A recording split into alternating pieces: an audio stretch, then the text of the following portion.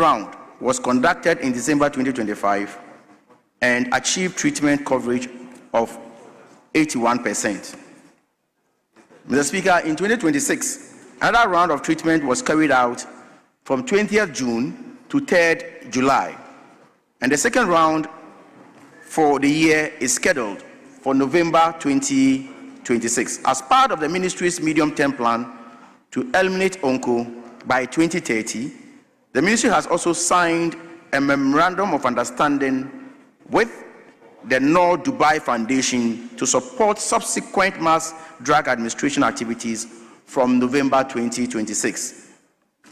The ministry will continue to work with the Ghana Health Service, district assemblies, traditional and community leaders, health workers, and volunteers to improve social mobilization, sustain treatment coverage, and strengthen surveillance in Trifo, Heman, Lower Dentura, and other endemic districts. I thank you, Mr. Speaker.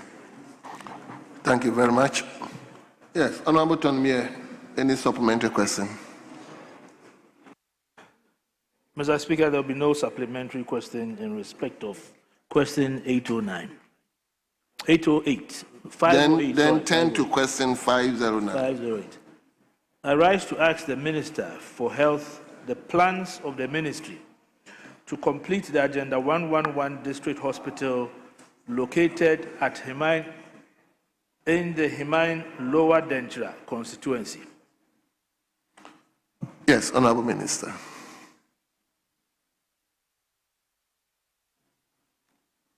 Mr. Speaker, the Heman Lower Dentura project is included in the Agenda 111 project.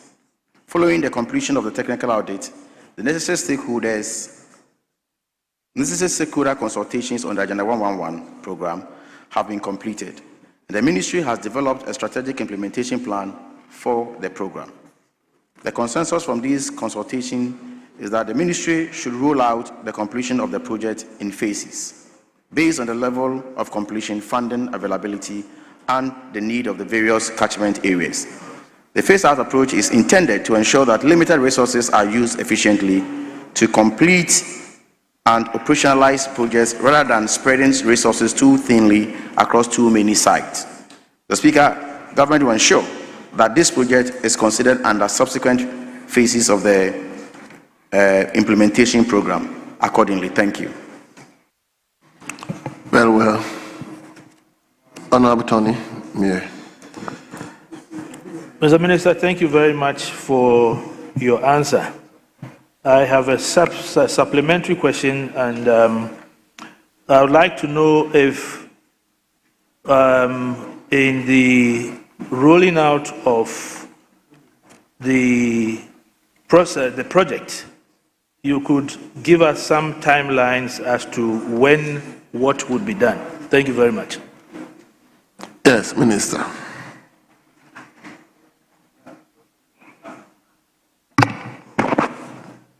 Thank you, Mr. Speaker. Mr. Speaker, I am happy to inform this House that there has been a cabinet decision on the Agenda 111.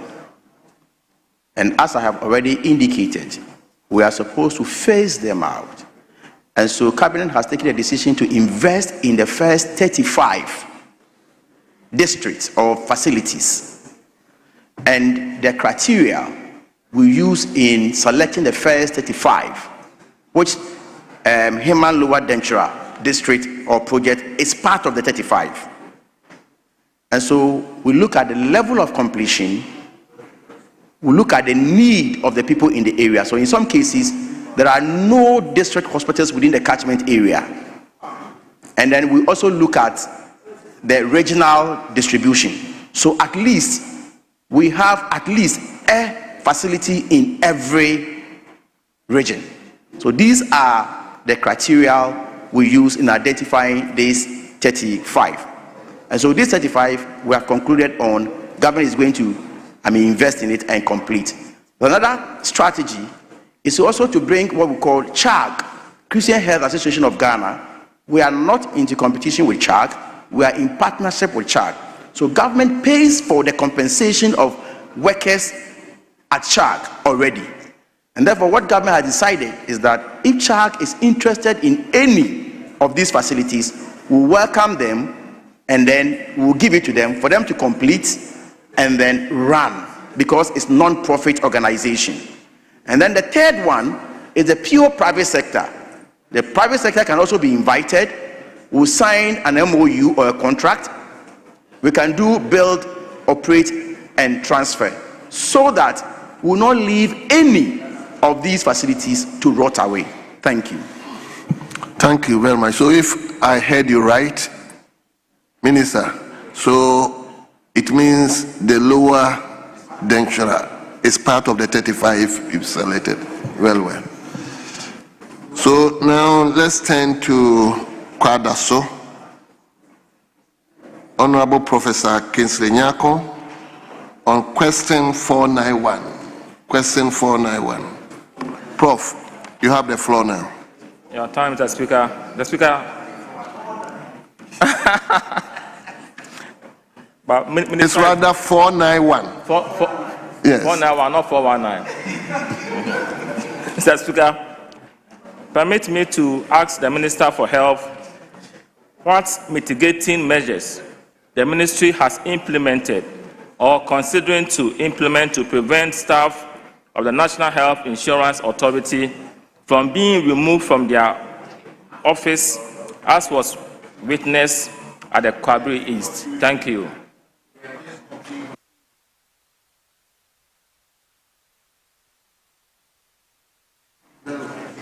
Minister, having invited you, so you can now answer the question. Minister. Mr. Speaker, the incident that occurred at Kwabri East, where some staff of the National Health Insurance were reportedly locked out of their offices by unknown individuals, was indeed regrettable and unacceptable. Mr. Speaker, let me establish the difference here. There's a difference between lockout and removing. If removing, if I understand it well, means sack or sacking, we have not sacked anybody from the said district. We have not sacked anybody. We have not sacked anybody. We have not removed anybody from office as far as that district is concerned.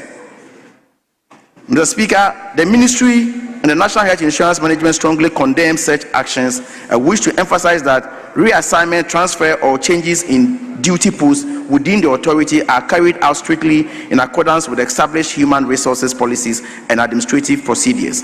The Speaker, the authority remains committed to ensuring that all personnel matters are handled transparently, professionally, and in a manner that always upholds the dignity and security of staff. I thank you, Mr. Speaker. Yes.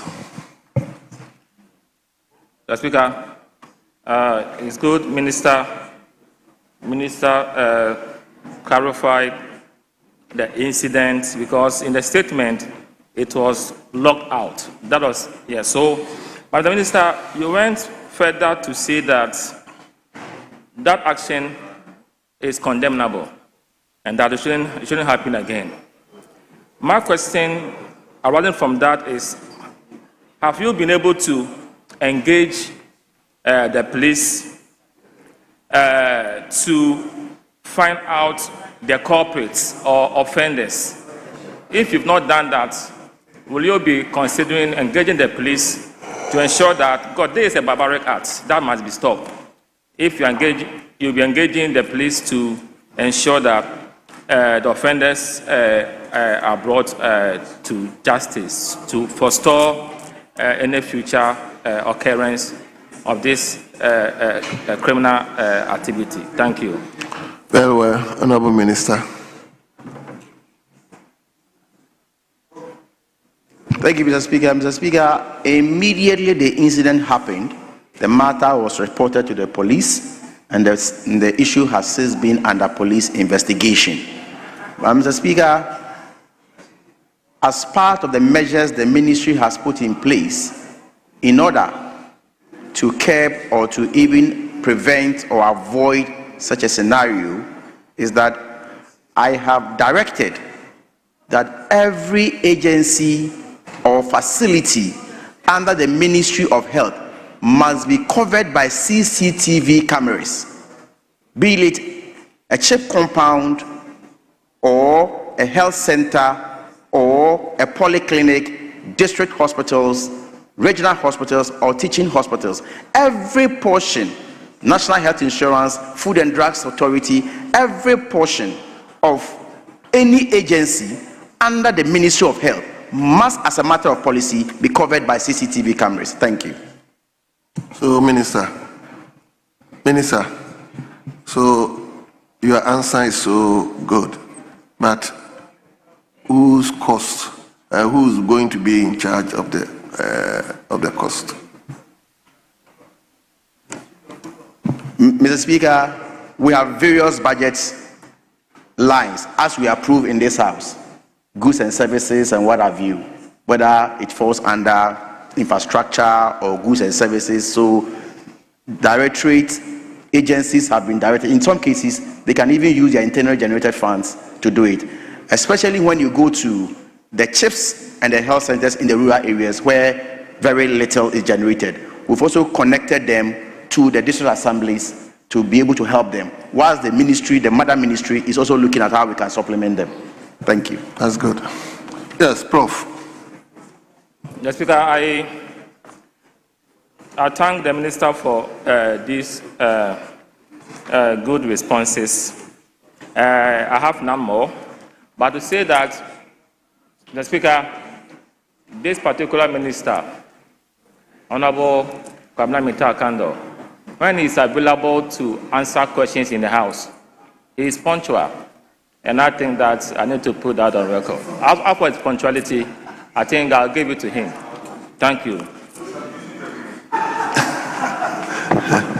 You see, your ship is saying you are abusing the rules. Who said that? Using the floor to...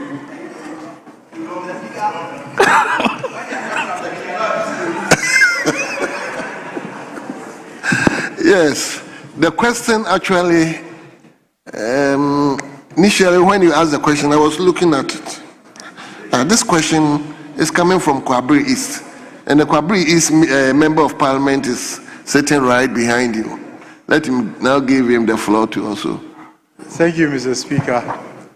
Mr. Speaker, as you rightly said, the incident happened in my constituency. Now, after the incident, after the lockout or the removal, the manager was transferred to another district, and a new person was brought as a manager. I want to ask the minister, doesn't that amount to condoning the act? And doesn't he think that if we continue to do this, then we are giving impetus for other people to attack and remove people so that they will be reinstated in that same position? Honorable Minister.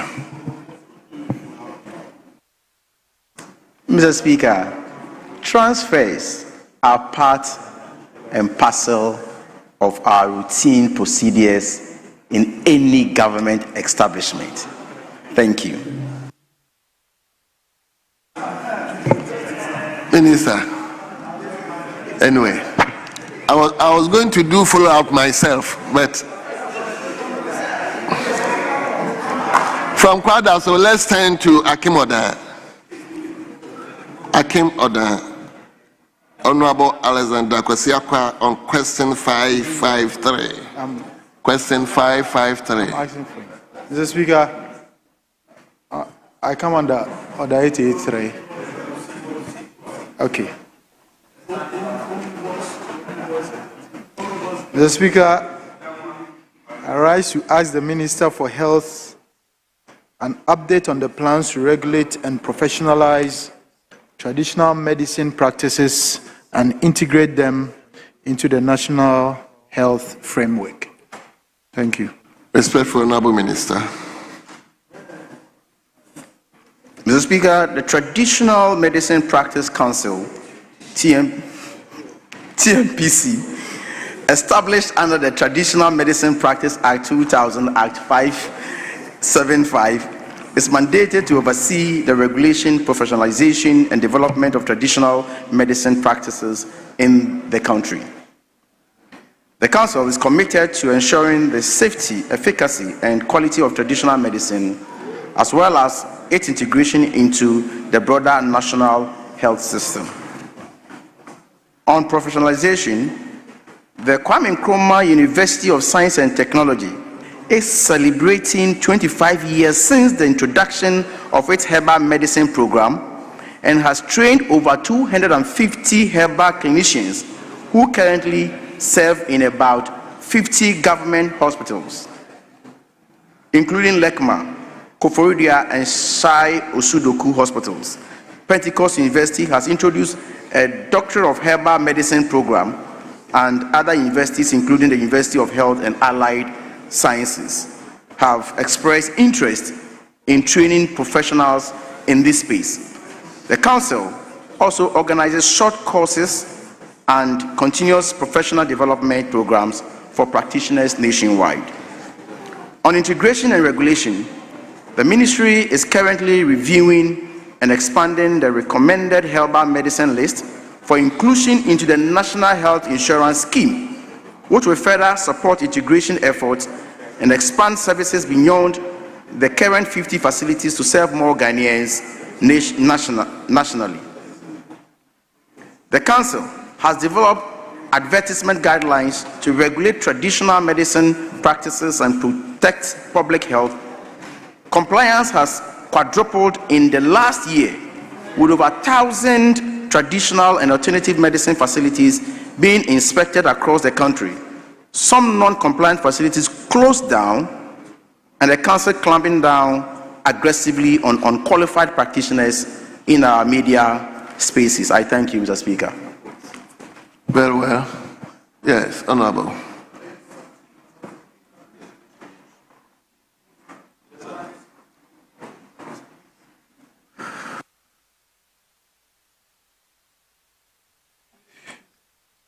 Thank you, Mr. Speaker. One can often observe that in public transportations, in public transport buses and etc., you find that some of these practitioners, self-acclaimed practitioners, are always there marketing their so-called drugs. What mechanisms are being put in place to ensure that this menace is kept? Because this is resulting in a lot of health complications for citizens. Thank you, Mr. Speaker. Yes, Honorable Minister. Those who sell drugs in vehicles, buses. Mr. Speaker, the question had three futures: regulate, professionalization, and integration. These are the three futures of the question, and as I said, I expanded on all these and I gave examples. Mr. Speaker, my surprise stems from the fact that the questioner has been a deputy minister of the sector and he understands all these things, so I was a bit surprised. But that notwithstanding, Mr. Speaker, well, Honorable Minister, what did you say? I'm saying that as I have answered the question, all what I have answered, the answer I have given, the questioner has been the deputy minister for the sector. The question, is it the owner of the question himself or the one who is asking the question? The owner of the question. The owner of the question. So, Mr. Speaker, Honorable Minister, I wouldn't take those this. who engage in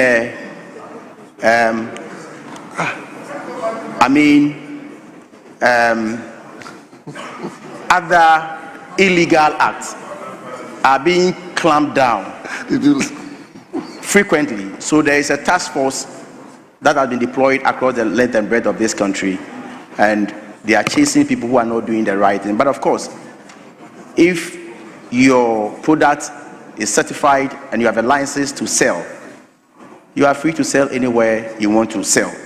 But then you must abide by the rules and regulations governing the sector. Thank you very much.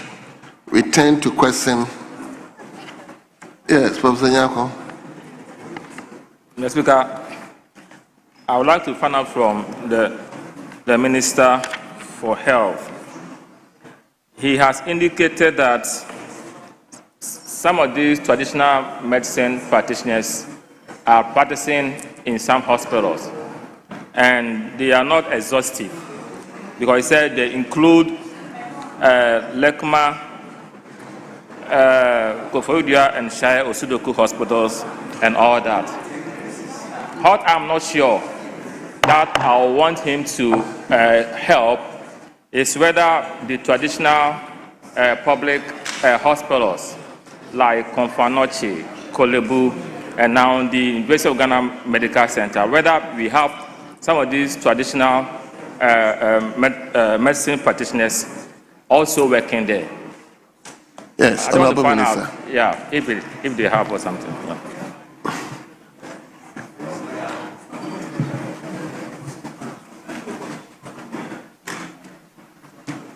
Yeah, Mr. Speaker, if you read the answer, I stated that on professionalization, the Kwame Nkrumah University of Science and Technology is celebrating 25 years since the introduction of its herbal medicine program and has trained over 250 herbal clinicians who currently serve in about 50 government hospitals. So what we have now, and I've given examples of the 50, and I've also stated that plans are far in advance to expand to other, whilst we train more of these clinicians. So we are looking at training, and I've also said that we are increasing even the medicine list of these particular people to include it as part of the National Health Insurance medicine list. Yes, Honorable Maswell Kuto. Thank you, Mr. Speaker. I'd want to inquire from the Minister at the backdrop of those who call themselves doctors. So, Dr. Panier, Dr. this, Dr. that, in the vehicles, on radio stations. I would want to know whether it falls under the purview of the Minister of Health or GTEC, as to, and the processes for us to report some of these people if need be, so that the system can be cleared for us to know exactly who is a doctor and who is not a doctor. In this space where we have the herbal medicines also being clinical doctors. Yes, Honorable Minister.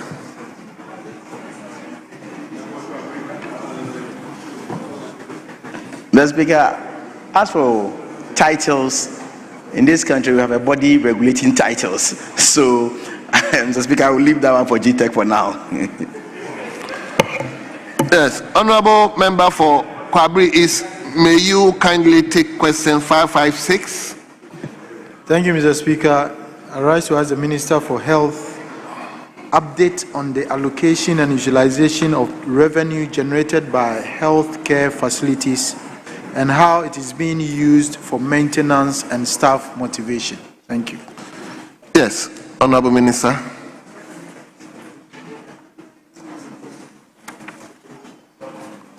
Mr. Speaker, I wish to inform this Honorable House that healthcare facilities utilize their internally generated funds in accordance with an agreed formula that guides expenditure at the facility level. This ensures that revenue generated by facilities are applied in a structured and accountable manner to support service delivery, operations, maintenance, and other approved needs. Mr. Speaker, under the existing guidelines issued by the Ghana Health Service, with the approval of the Ministry of Finance, facility managers are permitted to allocate up to 5% of their internally generated funds for maintenance-related activities. However, the Ministry's assessment of the maintenance state of health facilities indicates that a more deliberate and adequately funded approach is required. The Ministry is therefore considering an improvement of the existing guidelines by developing a revised formula that will direct all health facilities to utilize between 15 and 20% of their internally generated funds for maintenance. This will provide a more predictable funding stream for preventive maintenance, minor rehabilitation, equipment servicing, and general facility upkeep. With regards to staff motivation, facilities are required to apply internally generated funds strictly in line with approved utilization formula, financial regulations, and service delivery priorities. The ministry expects all such expenditures to be properly authorized, transparent, and consistent with public financial management rules. Mr. Speaker, the ministry is also hopeful that the upward review of service tariffs under the National Health Insurance would improve facility revenue streams and provide additional physical space to support maintenance, operations, and service quality. I thank you, Mr. Speaker. Thank you very much. Prof, are you okay? Honorable? Yes, Mr. Speaker, no further questions. Very well. So let me go to Afia. Most grateful, Mr. Speaker. Mr. Speaker, the minister indicated that up to 5% of the internal generated funds are allocated for maintenance purposes. I would like to find out from the minister, since he intends to increase this to 15-20, what are the timelines for the completion of this particular guideline to take effect? I thank you. Yes, Honorable Minister. Mr. Speaker, as soon as possible.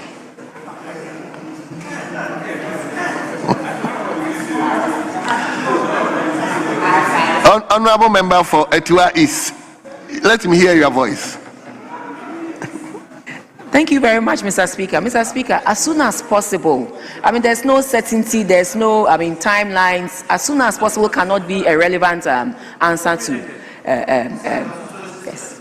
Doesn't matter if it's constituency specific. As soon as possible does not come with certainty. I ask her to speak.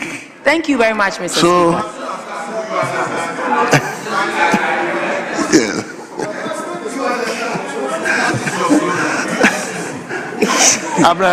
Yes, Mr. Speaker. That is his answer. Yes. So you may take it. Mr. Speaker, I mean, he's a top government official, and he manages the policy at the ministry. And so if you are being asked for some certainty, you should be able to provide some level of certainty. But if you say as soon as possible, Mr. Speaker, he's not said anything. He's just playing with words. Thank you, Mr. Speaker. Thank you very much. Honorable members, you ask the question. No, I wouldn't give you that. Honorable members, you will turn to the next question, which is coming from Botiano English Amanfrum. But before I do that, kindly indulge me to acknowledge our visitors at the public gallery. Some of them travel from far, and I understand they are eager to go back. So the first school is Amponyasi DAJHS. Amponyasi DAJHS. They are here, being led by Charles Insobila, who is a teacher, and the school is located in the Akrofrom constituency. Amponyase, yeah, the member is here, yes. Yes. Good. So you may resume your seat. I know your community very well. The second school is Sure Start Green Montessori. Sure Start Green Montessori. Your leader is Adu Kingsley, who is also a teacher, and the school is located in the Aman-Saman constituency. Aman-Saman constituency. Your number is 58. Damponyase, your number of 74. So you are also welcome. You may resume your seat. And the third school is Asaman Abuadukwa D8 Basic School. I hope I pronounce it well. Abuadukwa, is that the pronunciation? Yes.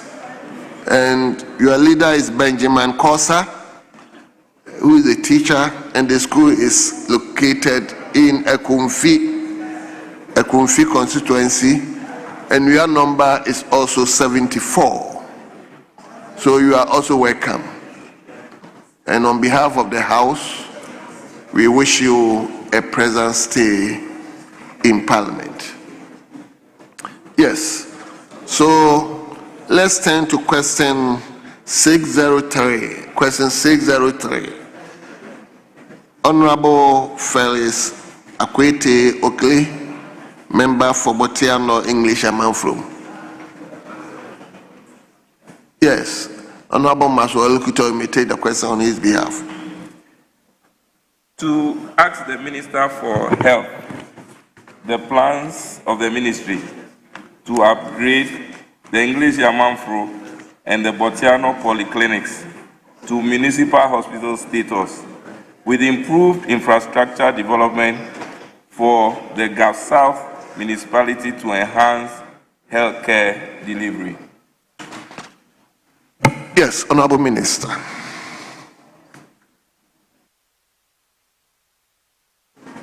Mr. Speaker, I wish to inform this Honorable House that the Ministry of Health is fully aware of the healthcare needs of Gulf South municipality, particularly within the catchment area of Englishi, Amanfro, and Botiano. These are fast-growing communities, and the ministry recognizes the need to continuously improve access to quality healthcare services for the population. Mr. Speaker, the government has taken steps to strengthen healthcare delivery within the municipality and its adjoining areas.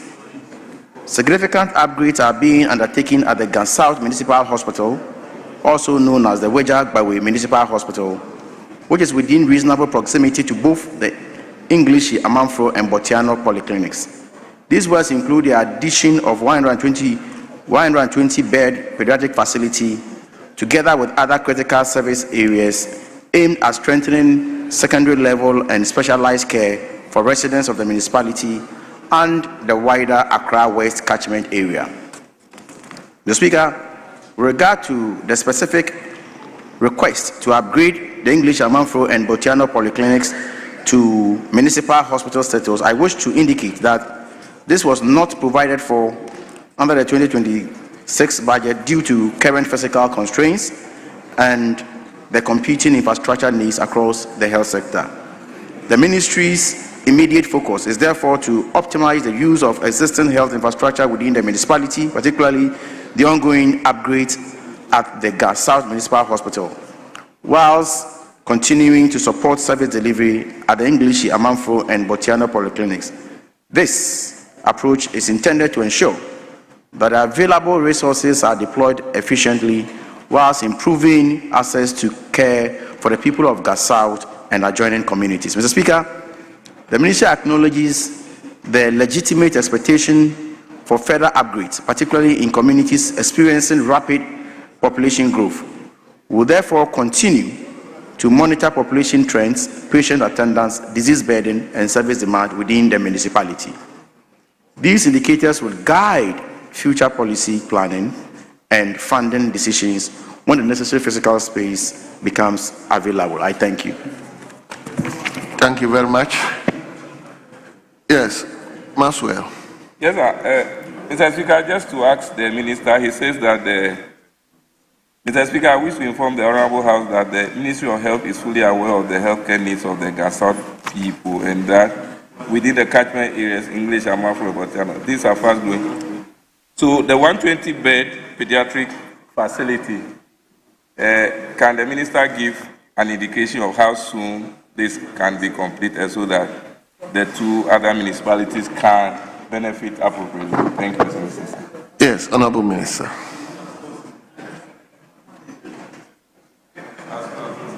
Mr. Speaker, this particular facility has attracted high public interest. and I wish to update the House on the current status. Mr. Speaker, I inherited the project. It's a World Bank funded project, and in the course of the construction, the World Bank raised issues of what we call misprocurement. And so we had to deal with the issues of misprocurement. Mr. Speaker, since then, we have on standby the full complement of staff for the facility, number one. Mr. Speaker, we have invited the contractor on several occasions. In some instances, he sent his representative. The last meeting will take place on the 10th of this month. Today is on the 8th. So on the 10th of this month, the contractor is not in the country at the moment. We have invited him, and on the 10th was his request that he will be available personally for us to conclude on the matters. So, Mr. Speaker, let me put it on record that it's not as though the facility has been fully completed. There are no issues, and government deliberately do not want to commission. Mr. Speaker, as we sent people from the Ghana Health Service to the facility, there are equipment that have not been installed, and there are others that have been installed, but we don't have complete access, and the project has not been handed over to the ministry. So we are engaging with the contractor to resolve the issues so that the project will be fully handed over to the ministry for its operationalization. So, Mr. Speaker, once again, I put it on record that the project has not been fully completed, one. Two, the project has not been handed over to the ministry for its operationalization. Mr. Speaker, I can assure you that if the project is handed over this morning, in the next 24 hours, we don't even need to do any fanfare. We will commission the project because we have a full complement of staffing for that particular facility. I thank you for the opportunity. Thank you very much. Yes, Honorable Jal, let me hear you. Speaker, I thank the Minister for this comprehensive explanation. He said the project has not been fully completed. I just want to know what is outstanding with reference to completion. That's all. Well, Minister. Mr. Speaker, I indicated it in my submission that when we sent the Ghana Health Service staff to the facility, there are equipment that has not been installed. And those that have been installed, they do not have access to the codes of the equipment because the contractor has not handed over to the ministry. And so, Mr. Speaker, we are dealing with that issue, but I just wanted to put on record that the perception out there that the project has been completed and handed over to the ministry and we do not want to commission is not the case. Thank you.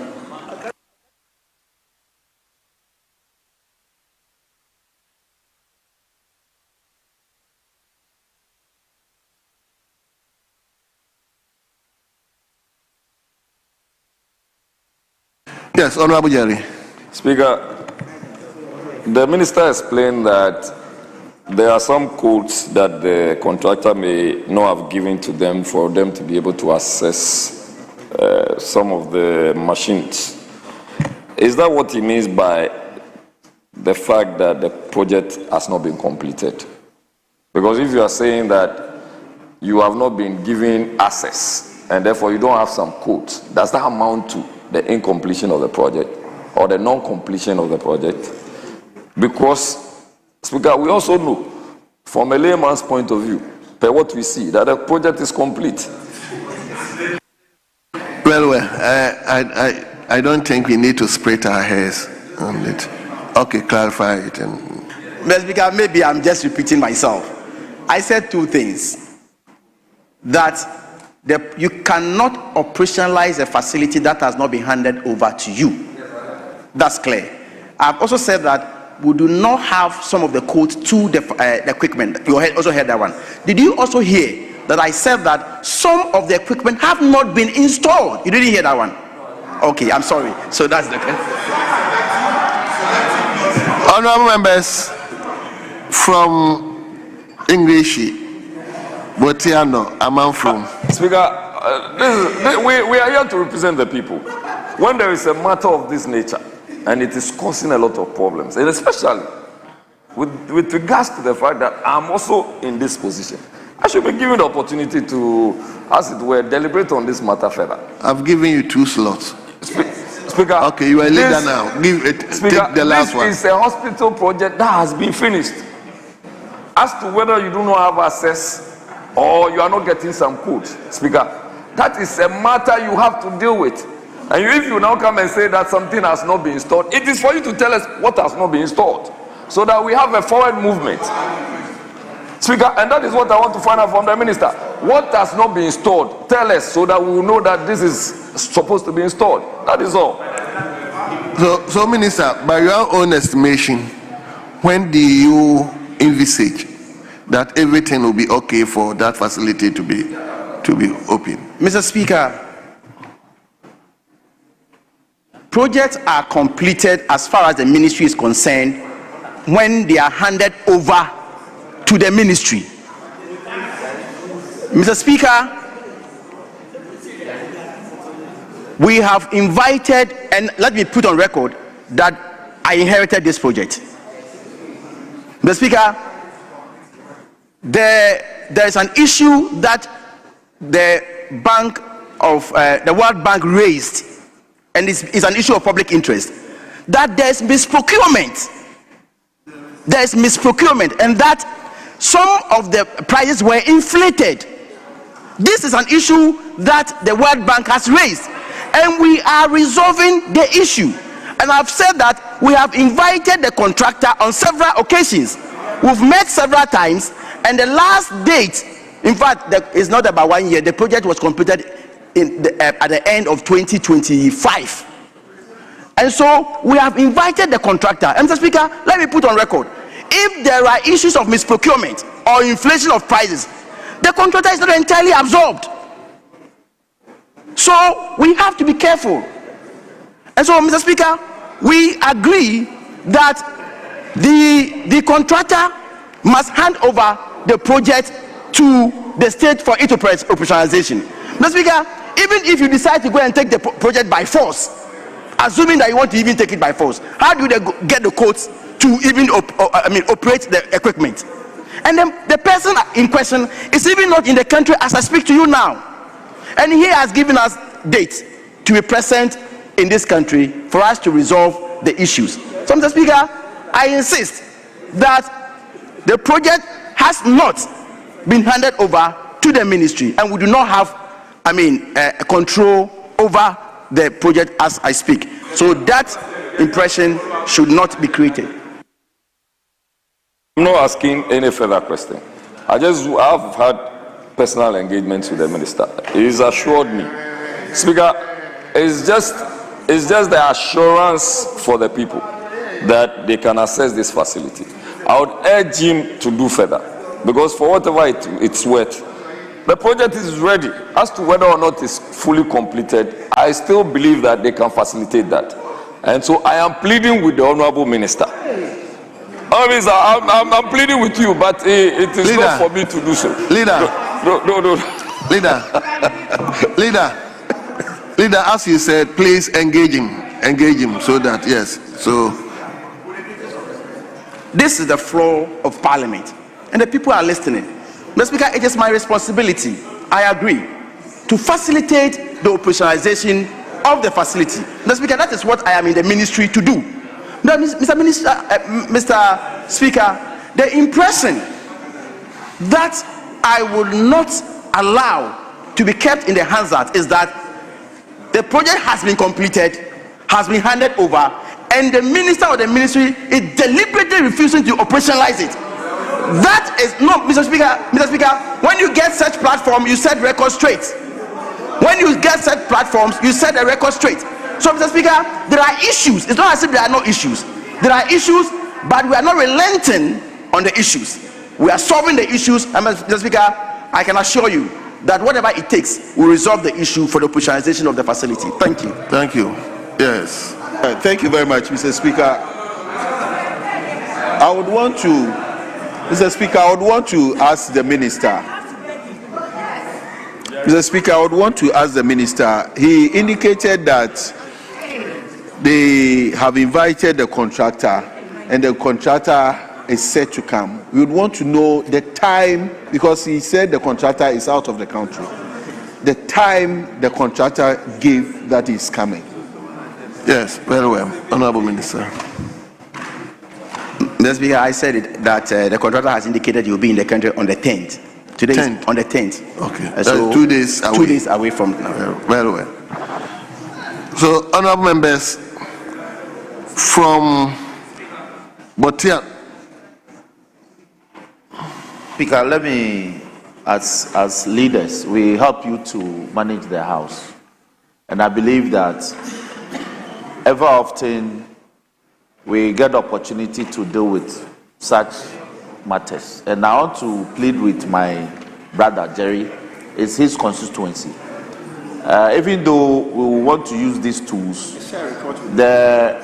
I want to suggest that it's also more effective if we engage the minister as leaders. He's also a leader.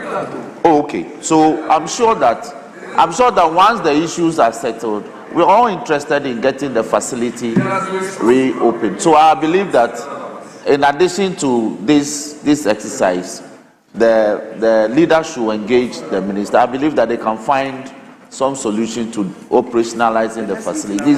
It's in our interest, even as a house, that the facility be put to the purpose for which it's been. So, I'm happy we have done this. But Thank you very much. So that can be done. Let's now turn to Offensive North. Offensive North, Honorable Dr. Frechi Asamoah on question 633. Thank you, Mr. Speaker.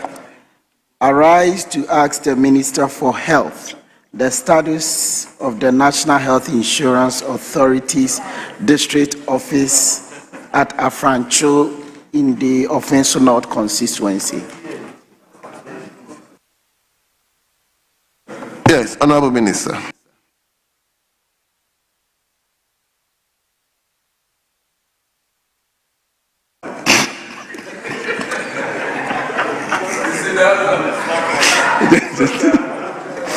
Mr. Speaker, Mr. Speaker, I wish to inform this honorable house that the National Health Insurance Authority has completed the new district office at Afrancho in the Offensive North constituency. The office has been staffed and is currently fully functional. It is therefore providing national health insurance related services to residents of Afrancho, Offensive North, and adjoining communities. Yes, Dr. Fred, any supplementary question? Thank you very much, Mr. Speaker.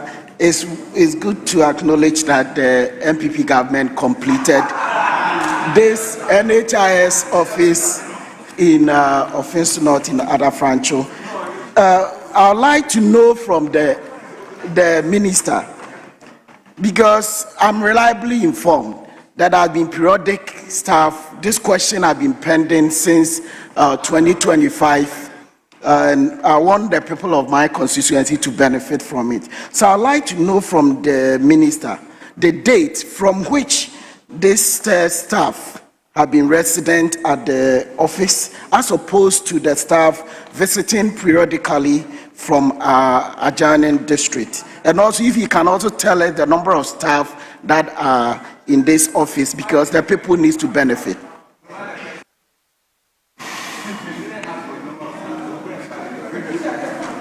Yes, Honorable Minister.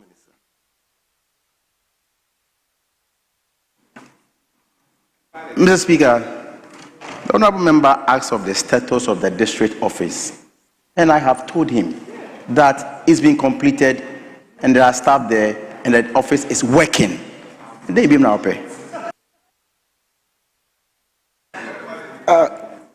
Thank you, Mr. Speaker. And I'd like to follow up.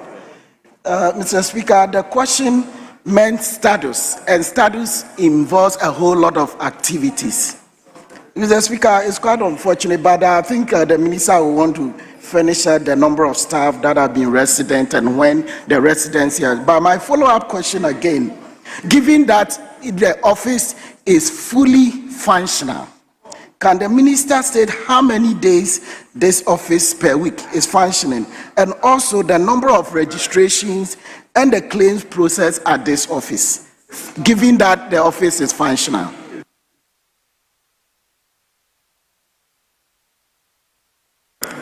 Minister, are you ready and mindful to respond to him?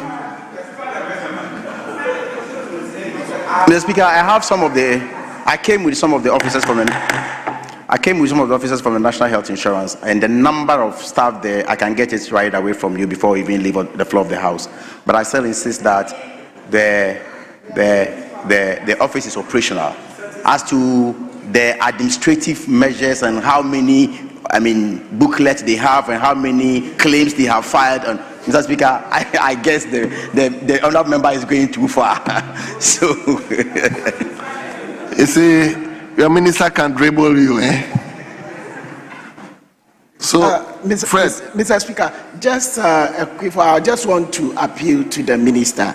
I know that there are periodic staff that come to the office, and the constituency is also yearning to get the full benefit and the services being provided by NHIS. So I'll continue to appeal to him that it should be fully operational and functional, and I won't come back with follow-up questions. And I thank you. Yes, Honourable Minister.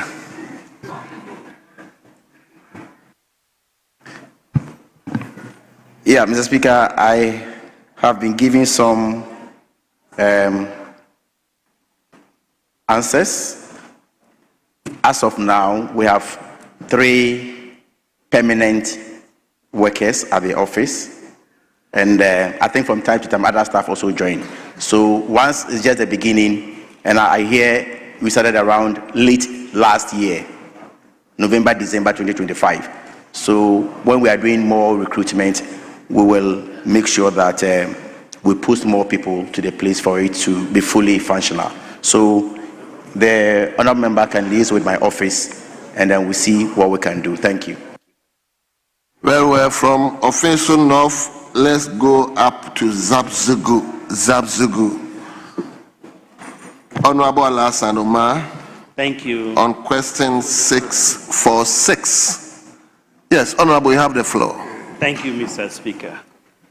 I rise to ask the Minister for Health why the National Health Insurance Scheme, NHIS coverage does not include ambulance services.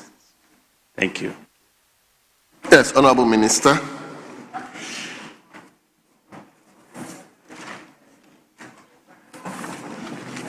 Mr. Speaker, ambulance services are not currently covered as a direct reimbursable service under the National Health Insurance Scheme. However, the Ministry of Health, through its allocation from the National Health Insurance Fund, provides funding support to the National Ambulance Service for 8 operations. While this support is not sufficient to fully meet the operational requirements of the service, the ministry is taking steps to create a dedicated budget line within its budgetary allocation to support the service more sustainably. Thank you. Thank you very much. Honourable members, on behalf of the House, kindly indulge me to thank the Minister for attending upon the House to respond to questions from his own colleagues. Honourable Minister, we thank you, and you are hereby discharged.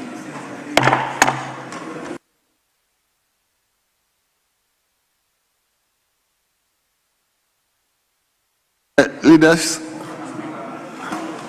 Speaker, may I pray for variation of the order of business, so that instead of item number 7, we can take item number 8.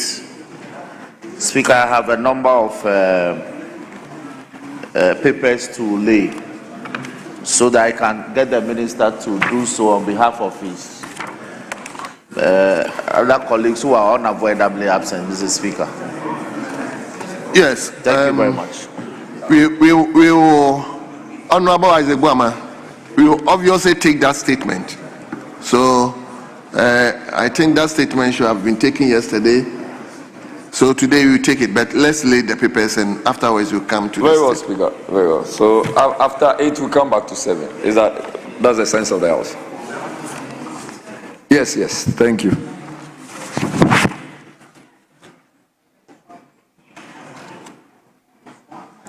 Speaker, so in that case, we'll take items numbers 8A, 8B, 8C, D, E, I, and then 8F from Roman numeral I to XXVI. Mr. Speaker, respectfully. Thank you.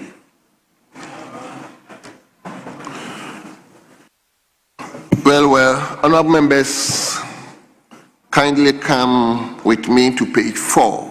Page 4. Item listed 8, presentation of papers, which therefore take us to the commencement of public business.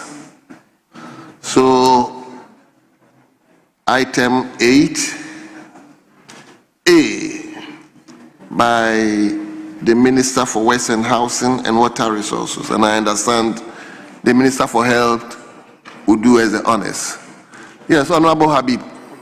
Mr. Speaker, we were following the majority chief whip, variation of the order of business and seeking for the papers to be laid. We don't have a problem with it, but he has not been able to tell us why the minister responsible for health will be doing the laying. Because, Mr. Speaker, it is in relation to about 6 ministers, 6, and none of them is in the chamber. We are talking about the Minister for Works and Housing, Minister for Education, Minister for Tourism, Minister for Transport, Minister for Trade and Agribusiness, and the Minister responsible for local government. 6 of your ministers, they are not in the chamber. And you are expecting the Minister responsible for health without giving us reasons why those ministers are not in the chamber. So, Mr. Speaker, the majority, as much as we don't have a problem in the laying of the paper, but he owes us to tell us where his 6 ministers are, that the minister responsible for health will be the one to lay the papers. Yeah.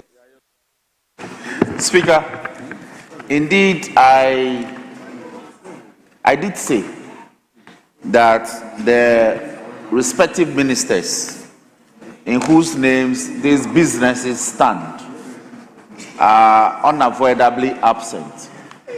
To be specific, Mr. Speaker, the Minister for Works and Housing, Transport and Local Government are part of the interministerial committee that is dealing with the present, the after effect of the flood that happened in southern Ghana. Mr. Speaker, in respect of the Minister for Trade, she's presently out of the jurisdiction, but the deputy is ably here. But I know my brother Habib. He will fight me why I want the deputy to do this on behalf of the substantive. That is why. You will fight me.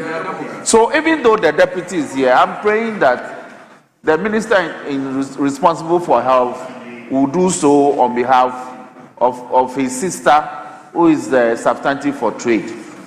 If he's not minded, then of course we'll get the deputy to do this on behalf of his boss. Then that's for trade. Mr. Speaker, in respect of education, he was here yesterday. He gave the indication that he has a meeting, some interministerial meeting to deal with some other matters. So he's also unavoidably absent. He gave the indication that he could have been here earlier if we were going to do this in the morning. But look at the time of the day. So he's not here. Then the tourism minister is also involved in some conference. And so just close by. So, Mr. Speaker, I pray that the Honorable Habib should it's not everything that you litigate.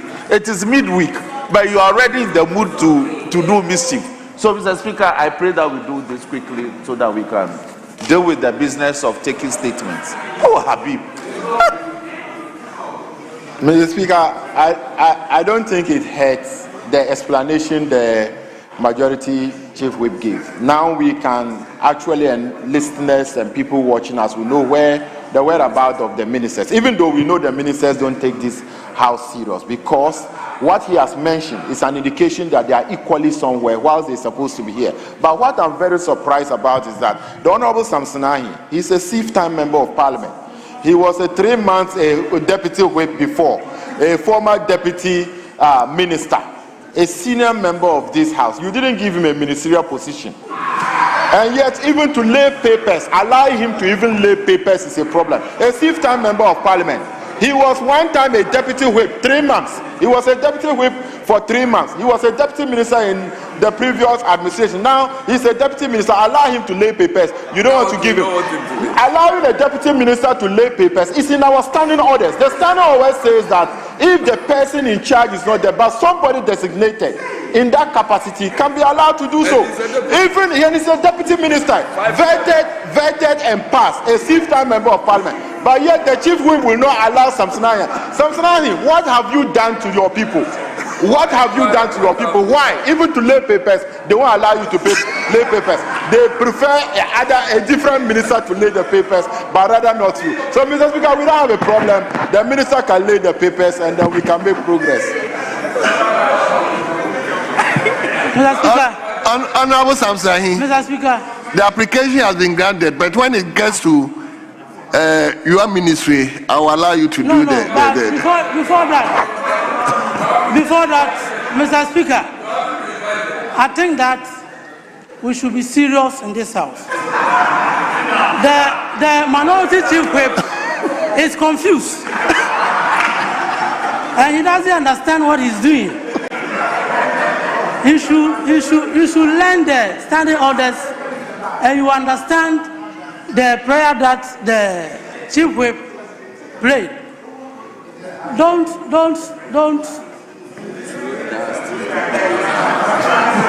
I don't want to.